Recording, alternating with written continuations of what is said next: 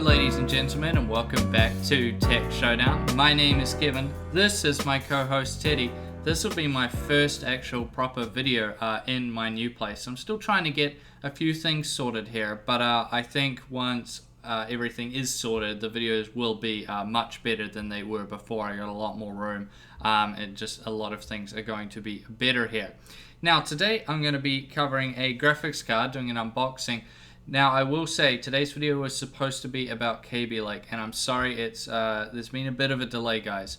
Now if you do not know, I live in New Zealand. It's very far away from pretty much everything, and it takes a long time for tech stuff to arrive here.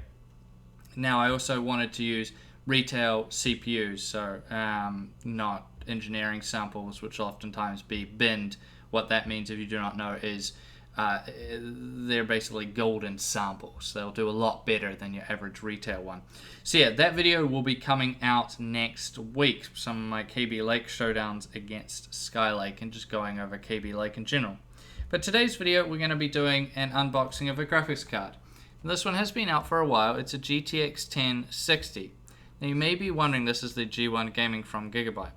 You may be wondering why I'm doing this. Well, a lot of you guys have been asking for a rematch between the 1060 and the RX 480, so I thought I would bring out a new 1060 and a new RX 480 to do the rematch.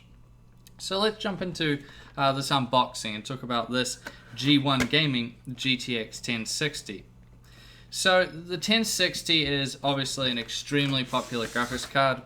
Oh, I'll show you the back of the box as well. There we are. So the 1060 is very, very popular, just like the RX 480, but from what I hear, the 1060 is vastly more popular if we're talking in terms of sales, because it's very, very good price to performance. Now this is a 6GB model, which is very good price performance, but the 3GB model is even better in terms of price to performance. So let's get this out then. Let's get out the accessory box and see what it has inside. So usually these just come with a manual and a driver CD, and that's exactly what you get. Driver CD here, usually that only just has Geforce experience on it these days, and the manual and nothing else, I believe. Sometimes they come with an adapter, but probably not for this graphics card. Let's put you down here, and we'll get out the GPU itself. Put the box down. Alrighty, and here we have it.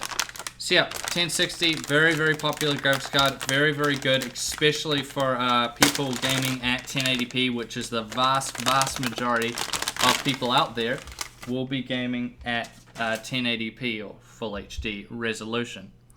So what GPU does this come with? So it's coming with NVIDIA's Pascal GPU. That's a 16 nanometer FinFET GPU. It's coming with 1,280 CUDA cores. By comparison, the 1070 has 1,920. Now this G1 Gaming is coming with a boost speed in its OC mode of 1,847 MHz and a boost speed in its gaming mode of 1,809 MHz. Now, these numbers don't really matter too much. I mean, it gives you an idea, but GPU Boost 3.0, which is basically an auto overclocking feature, will automatically overclock its GPU. So, off the top of my head, I would assume this will be hovering around 2,000 megahertz, probably 2,025 megahertz type range. That's what I would expect out of it, although it does vary card to card. You could take 10 of these G1 Gaming 1060s and all test them, and they'd all probably have slightly different boost speeds through GPU Boost 3.0. Now TDP wise, coming with a 120 watt TDP, pretty good there. 1070 is at 150 watts for reference. And memory wise, going around to the back there, it's coming with 6 gigabytes, which is more than enough for 1080p gaming, that's for sure, of GDDR5 memory on a 128-bit bus at 8,000 megahertz. So that's very solid there. Good amount of memory, especially for 1080p. That'll be more than enough, and 1440p, it should be just fine. Even going up to, say, 4K, you'll actually be quite surprised that a lot of 4K games won't actually use over 4 gigabytes. They'll certainly use over 3, but in a lot of my testing, I've seen many 4K games sit at about 3.2 to 3.5 gigs. So 6 gigs here is more than enough, unless obviously you're doing something very specific which requires more memory. So now let's talk about the cooler. So this is coming with what I call the 2X Geforce cooler, with its alternative fan spinning design, which what that means is these fans do not spin in the same direction, so that's kind of interesting that Gigabyte's done that. And it's also coming with their direct heat pipe technology. That's really good, directly touches the GPU, and the composite heat pipes themselves are very, very good. They say they've increased the cooling capacity by 29%, being a composite.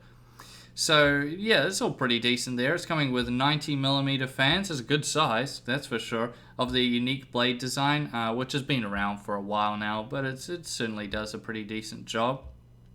It's coming with their semi-passive fans, which will turn off when the temperature is below a certain amount. There will be an LED indicator on the side. Yes, there is. It says fan stop, which will tell you when the fans are off. It's also coming with RGB lighting on the side, that Gigabyte logo. You can set that to whichever color you may like.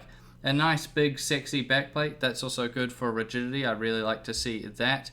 It has that one-click super overclocking, which I've tested in the past, and that works okay, I suppose. You know, it's alright. It's nothing that great, but yeah, it does alright. It has their GPU gauntlet sorting. So this is something Gigabyte's been doing for quite a while now, and this is basically that they'll give you in theory, a better binned GPU. So you should get one that overclocks a bit better than the competition. However, in reality, yeah, it's harder to say, but in theory, it should be better. And it's also coming with the ultra durable VGA and 6+1 power phases, which again, in theory, means the lifespan of this card should be better, and also that it should be better at overclocking.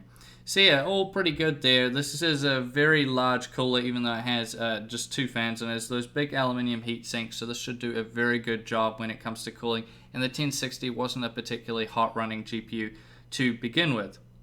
So yeah, as I said at the start of the video, this will be a showdown between this and the 480. Oh, I suppose we should go over the power and stuff. So it has just a 8-pin power up at the top there, pretty standard. And I'm sure, as you guys know, around the back there, we just have the full-on standard I/O triple display port, HDMI 2.0 and DVI-D. This has been around for a while. I'm sure you guys are pretty aware of that.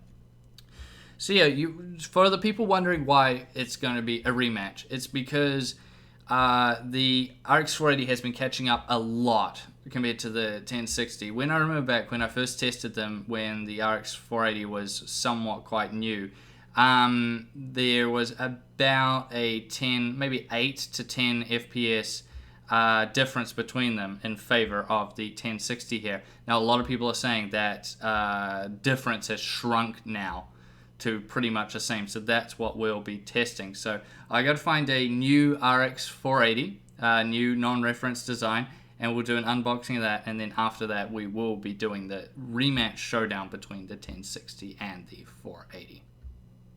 Now, I thank you all for watching this video. Please subscribe to Tech Showdown if you haven't already, and like the video. And as always, I'll see you guys next time.